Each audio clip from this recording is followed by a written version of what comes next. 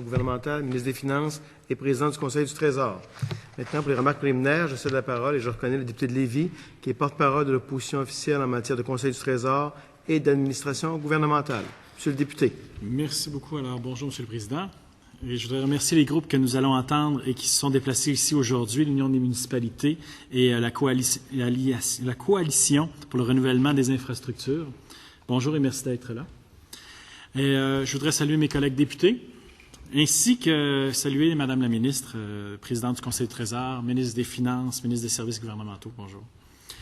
Alors, je voudrais dire que nous sommes très heureux de la tenue des consultations particulières au sujet du projet de loi 32, loi favorisant la gestion rigoureuse des infrastructures publiques et des grands projets. Nous sommes très heureux de la tenue de ces consultations et nous sommes heureux qu'elles aient lieu dans de si courts délais tels que nous l'avions demandé. Nous avons fait pression auprès du gouvernement pour que ces consultations se tiennent le plus tôt possible avant que nous puissions formellement entamer le processus d'évaluation et d'adoption de la loi. D'ailleurs, le deuxième groupe d'opposition était du même avis. Nous pensons qu'il est important de consulter la population et les acteurs importants dans ce domaine, ceux qui sont sur le terrain et qui devront vivre avec cette loi. Nous voulons entendre ce qu'eux ont à dire avant d'aller plus loin. Plusieurs de ces groupes connaissent très bien ce qui se passe dans le développement ou l'entretien des infrastructures publiques et des grands projets au Québec. Aujourd'hui, nous allons entendre l'Union des municipalités et la coalition pour le renouvellement des infrastructures. J'imagine que vous êtes bien au fait des besoins criants dans le renouvellement et l'entretien de nos infrastructures. Dans les prochains jours de consultation, nous allons également recevoir des acteurs de l'industrie de la construction, les architectes, les ingénieurs et certains donneurs d'ouvrages du gouvernement, comme la Fédération des commissions scolaires et la Conférence des recteurs d'université.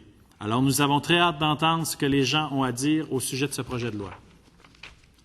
Bon, alors, les infrastructures. On entend parler depuis longtemps des problèmes dans les infrastructures publiques. Les nids de poules, les réseaux d'aqueducs désuets, particulièrement à Montréal, les hôpitaux en décrépitude, les toits d'école qui coulent, dont la ministre nous parle souvent. Et très souvent, on entend parler de dépassement de coûts ou de retard dans les travaux.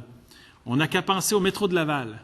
Ici, tout le monde a entendu parler de ces travaux-là, annoncés en grande pompe au coût de 140 millions pour finir avec un trou dans le budget de plus de 600 millions de dollars.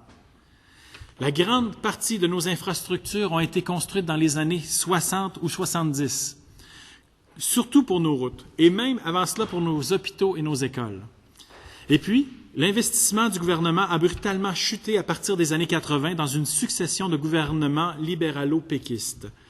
Évidemment, par exemple, on se doit se dire qu'il y a eu des conditions économiques difficiles, la récession de 82 et d'autres, et l'État québécois s'est mis à accumuler des déficits qui défient l'entendement. Mais la vraie cause, ce sont les choix. Les choix des gouvernements précédents qui nous ont conduits à la situation actuelle. Les gouvernements ont été trop occupés à dépenser, à mettre en place des nouveaux programmes, à faire grossir le gouvernement, à tout prendre en charge dans l'économie, la culture, la création d'emplois, la santé, à créer des structures, des organismes, des commissions, des agences, des régies, à la poursuite de je ne sais quel objectif. Probablement pour relever le défi de créer le plus lourd gouvernement au monde. Peut-être. Le gouvernement a dû faire des choix, et ces choix ont été plus de structures, plus de taxes, plus de dettes, et puisqu'il faut couper dans certaines dépenses, ils ont choisi de négliger l'entretien des infrastructures. Alors la voilà la triste vérité, Monsieur le Président. Nous sommes héritiers des 30 dernières années de laxisme. Notre héritage, ce sont un viaduc qui tombe et des infrastructures à rénover. Donc, nous voici arrivés aujourd'hui avec un gouvernement qui tente de faire oublier le passé, qui tente de faire oublier 30 ans de mauvaise gestion et 30 ans de négligence, et qui nous arrive avec un plan d'investissement massif et un projet de loi pour s'auto-obliger à rénover et entretenir. C'est quand même fort. Vous l'admettrez, un gouvernement qui s'auto-oblige à entretenir ses ponts et ses routes. Alors nous, quand on a vu ça, on a un petit peu ri, puis on s'est dit, si le gouvernement veut se mettre des menottes parce qu'il n'a pas été capable de bien gérer, parce qu'il se sent obligé de se contraindre, eh bien, pourquoi pas, on va les aider. Alors, vous comprendrez que l'opposition officielle ne peut pas être contre le fait que le gouvernement veuille se menotter, dû à son laxisme des 30 dernières années. Au Québec, on a une loi sur l'équilibre budgétaire, une loi sur le fonds des générations et la supposée réduction de la dette. Et maintenant, un projet de loi pour entretenir nos infrastructures. On en est rendu là au Québec. On est rendu là. On a des lois pour contrôler la façon de gérer notre gouvernement.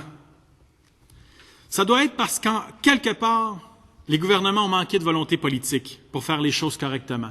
Non? C'est un peu comme un gambler pathologique qui demande au casino de lui barrer la porte. Ceci dit, on pense qu'il y a des choses qui doivent être vues dans ce projet de loi, des choses qui doivent être étudiées en profondeur. Il faut savoir qu'il y a 2 volets dans le projet. Puis, il y a un premier volet dans ce projet de loi qui menotte le gouvernement et les prochains gouvernements à venir et les oblige à investir et rénover et entretenir nos infrastructures. Il y a plusieurs subtilités dans ce premier volet. Il va falloir examiner ça plus qu'en simple surface. Il va falloir se demander si le gouvernement actuel va investir assez pour les besoins immédiats. On parle de résorption du déficit d'entretien dans un délai de 15 ans. En clair, là, rénover toutes les infrastructures défaillantes pour les remettre au niveau d'ici 2022. C'est bien, c'est même très bien.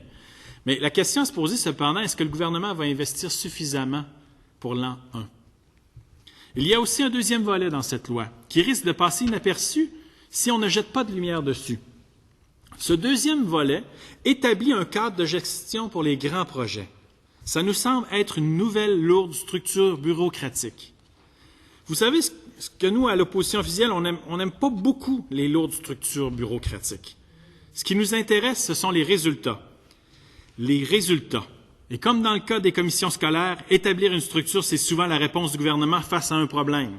Mais c'est rarement la solution la plus efficace pour arriver au résultat désiré. Créer de la lourdeur, créer des étapes, créer de la paperasse, ça crée souvent plus de problèmes que ça n'en règle. Et c'est la ministre, la présidente du Conseil du Trésor, responsable de la réingénierie de l'État, qui disait vouloir réduire la lourdeur bureaucratique qui nous propose ce projet de loi-là aujourd'hui. Alors, on veut attirer l'attention sur ce volet et on veut poser des questions. On comprend que les problèmes auxquels la ministre veut s'attaquer sont les dépassements de coûts et les dépassements dans les délais de réalisation des grands projets, comme on en entend trop souvent parler dans les médias. Nous sommes d'accord qu'il faille s'attaquer à ce problème également. Non seulement il est nécessaire de corriger 30 ans de négligence dans les infrastructures, mais il faut surtout s'assurer que le gouvernement en aille pour son argent, que le contribuable en aille pour son argent. Alors voilà, je crois qu'il est bien important de connaître les causes de la mauvaise gestion de certains projets. Il faut écouter, bien identifier les sources des problèmes et surtout s'assurer que les solutions proposées vont s'attaquer à ces sources de problèmes. Alors nous, l'opposition officielle, nous entamons ces consultations particulières dans un esprit d'ouverture. C'est dans cet esprit que nous abordons ce sujet. Nous voulons entendre et écouter ce que les différents groupes ont à dire. Nous voulons étudier minutieusement ce projet de loi. Nous voulons bien poser les pour et les contre et les pourquoi des différents articles de ce projet de loi. Et nous espérons que le gouvernement saura faire preuve de la même ouverture. Merci, Monsieur le Président. Merci. Je remercie donc, le député de Lévis.